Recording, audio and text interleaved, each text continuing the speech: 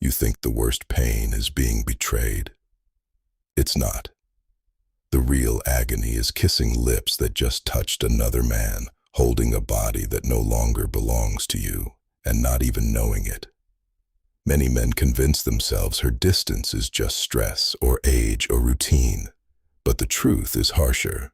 Women rarely confess, yet they always reveal, and if you miss the signals, you become the quiet accomplice of your own humiliation. That's why today I'm about to reveal 8 signs that give away a woman who just slept with someone else. Signs most men ignore until it's too late. And the last one, it's the nail in the coffin, the one she can't hide, no matter how hard she tries. Before I walk you through these 8 signs, take a second to subscribe and hit like, and let me know in the comments what city you're watching from. I want to see how far this message is reaching, because betrayal speaks the same language no matter where you live. And now, let's get back to the story. The first sign I'm about to show you is subtle, silent, and it's the one that quietly destroys more men than they realize. Number 1. Number 1. The cold silence of her body. There's a kind of silence that doesn't come from words. It comes from the body.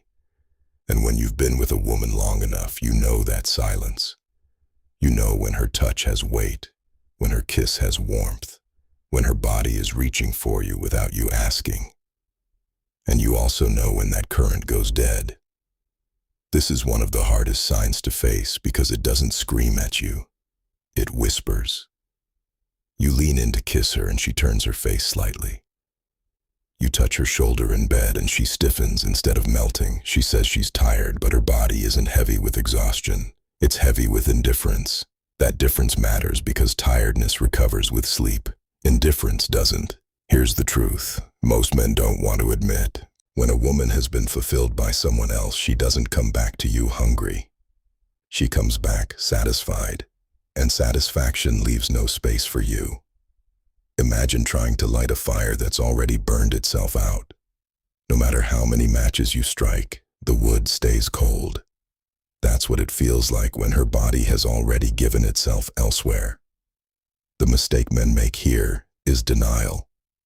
You tell yourself it's just stress, or it's age, or this is just what happens in long relationships. No, attraction doesn't die of old age. It dies when it moves to another source. If she used to pull you close after work but now rolls away, that's not routine. It's a signal. So what do you do with this knowledge? You don't beg. You don't push harder. You observe. You test. Instead of chasing, pull back. Watch if the distance shrinks on its own or if it widens even further. A woman who still desires you will eventually reach out again. A woman who's given herself away will let the silence deepen. Your job isn't to force her body to respond. Your job is to recognize when the response is gone. The shift is painful, yes, but it's also liberating. Because once you stop lying to yourself, you stop wasting energy on a flame that someone else already put out. And here's the problem. If the body doesn't speak to you anymore, don't think the truth will hide. Because if her skin has gone silent, her habits will start screaming. If you don't see it in her touch, you'll smell it in her rituals. Number 2, the cleansing ritual. When a woman has been intimate with another man, she doesn't walk through your door carrying the scent of betrayal. She walks in smelling fresh, too fresh, a new perfume that wasn't there before, a shower that lasted longer than usual, clothes changed for no reason, underwear swapped in a way that doesn't match the rest of the day. On the surface, it looks like self-care. In reality, it's a cover-up. This is what I call the erasing ritual. She's not just cleaning her body, she's trying to clean her conscience, and most men miss it because they want to. You tell yourself she just likes to feel fresh or she's trying a new scent. That's how you gaslight yourself, because you don't want to face the darker possibility that she's removing the traces of someone else before you notice. Here's how it works. A woman knows her body tells stories. Skin holds on to smells, hair carries traces, clothes remember contact. So she scrubs, she sprays, she hides the evidence under lavender and soap. And the irony is that the more she tries to erase, the louder it becomes. That sudden obsession with hygiene isn't a random act, it's a pattern. Let me be clear, this doesn't mean every shower equals betrayal. That's not the point. The point is change. If she never cared much about rushing to the bathroom after work, but suddenly does, if she's suddenly guarding her laundry like it's classified, you pay attention. Psychology isn't about absolutes, it's about shifts. It's about noticing what no longer fits the rhythm of who she was with you. So, what's the move? Stop excusing the inexcusable. Don't laugh it off. Don't pat yourself on the back thinking, at least she's taking care of herself. No, observe, connect the dots. If this ritual repeats, if it always comes with that too perfect smile afterward, you know what's going on. The mistake men make is ignoring their nose and their gut. You smell the perfume, but you call it fragrance instead of deception. You notice the over-cleanliness, but you label it personal growth. That's how you become an accomplice to your own replacement.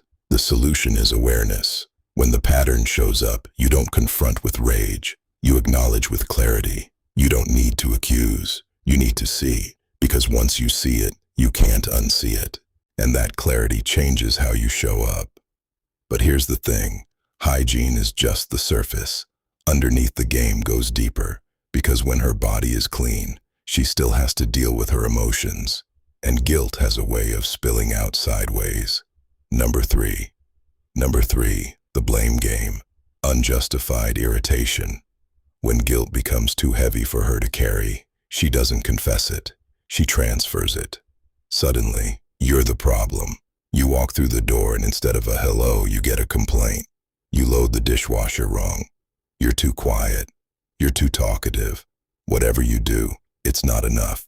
That irritation isn't random, it's strategy. Here's the psychology behind it. If she paints you as the villain, she doesn't have to feel like the betrayer. She rewrites the script in her head. In her version, she didn't step outside the relationship because she wanted to. She did it because you were inattentive or controlling or boring. This is projection at its sharpest. She can't handle the conflict inside herself, so she pushes it onto you. The trap most men fall into is defending themselves. You try to explain. You argue thinking logic will fix it, but you can't out-logic guilt. The more you defend, the more ammunition she gets to keep painting you as the bad guy. And before you know it, you're walking on eggshells in your own home. Here's the shift. Stop playing defense. You don't need to win the argument. You need to win your dignity. Next time she snaps at you over something ridiculous, don't rise to the bait. Don't beg. Don't debate. Look her in the eye and say calmly, you don't need to fight to justify what you've already decided. Then step back, not out of weakness, but out of strength. You're showing that you see the tactic and you won't dance to it. That one move flips the dynamic. Because when you don't play the role she wrote for you, her script collapses. Now the weight of her guilt sits where it belongs, with her. And you just claimed back your emotional ground. Men often ask me, but isn't staying silent weak? No. Weakness is letting someone bait you into chaos. Strength is control.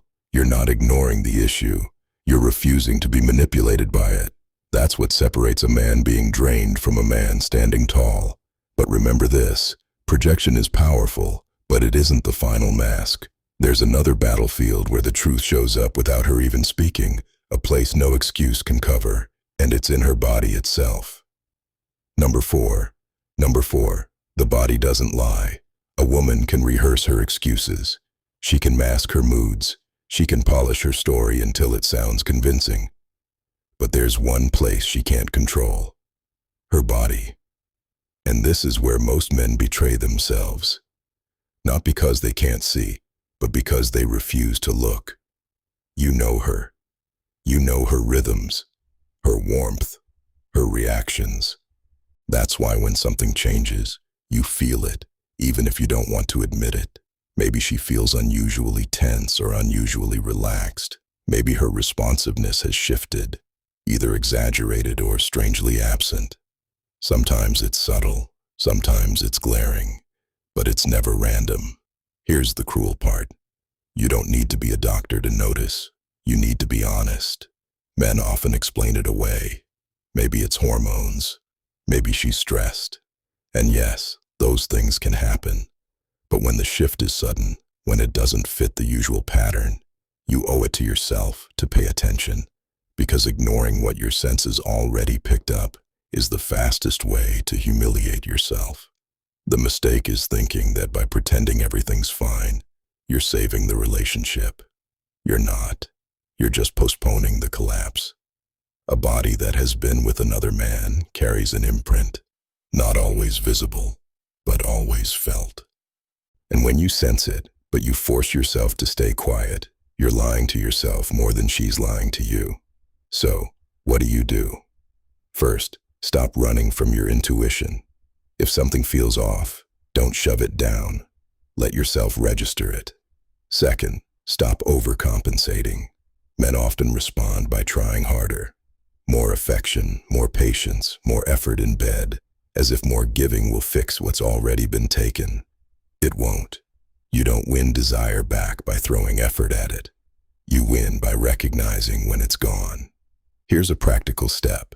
Instead of chasing her body, step into clarity. If intimacy feels wrong, scale back and observe. Don't accuse. Don't interrogate. Just notice how consistent the change is. That awareness is your shield. It prevents you from investing more into someone who's already detached. And the deeper truth, if you ignore your senses, you're not being strong. You're being scared. Strength isn't denial. Strength is facing what you already know, even when it burns.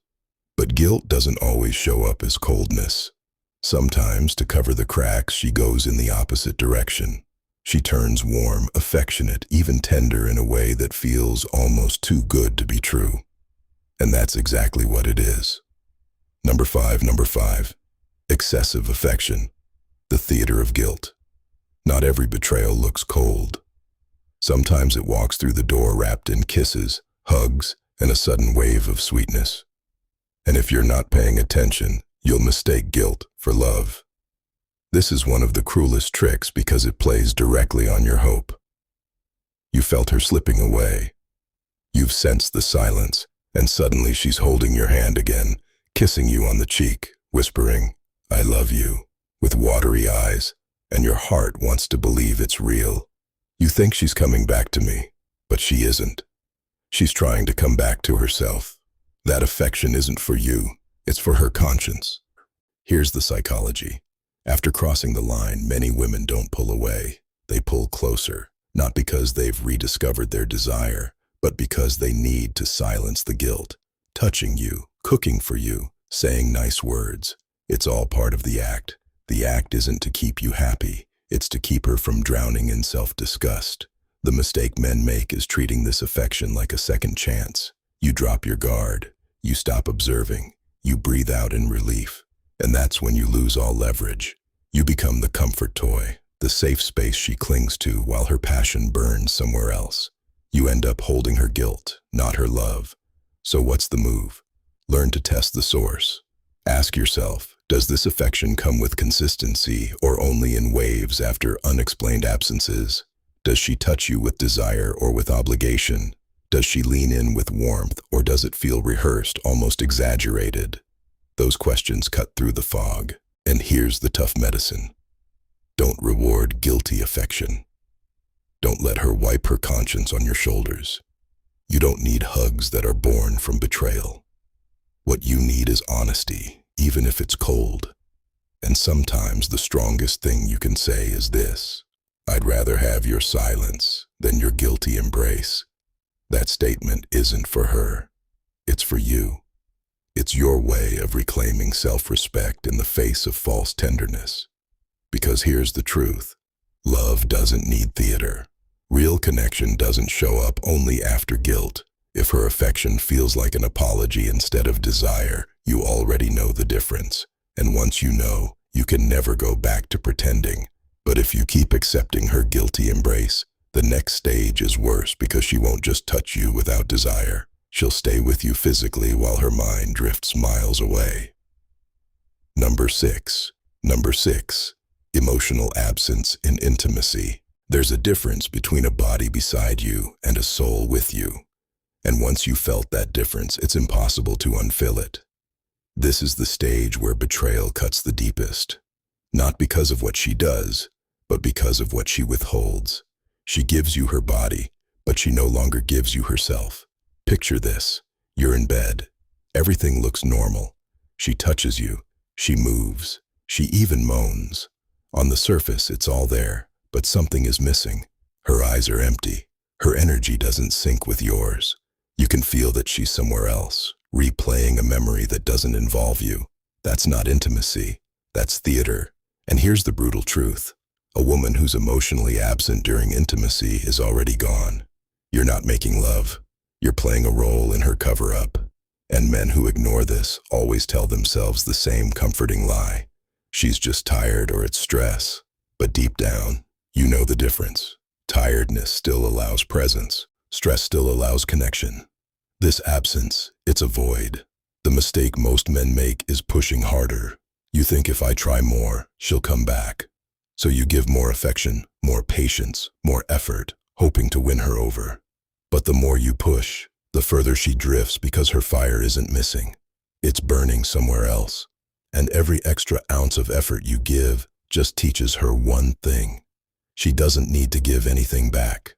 So what's the solution? Stop chasing ghosts. Respect yourself enough to notice when her soul isn't with you.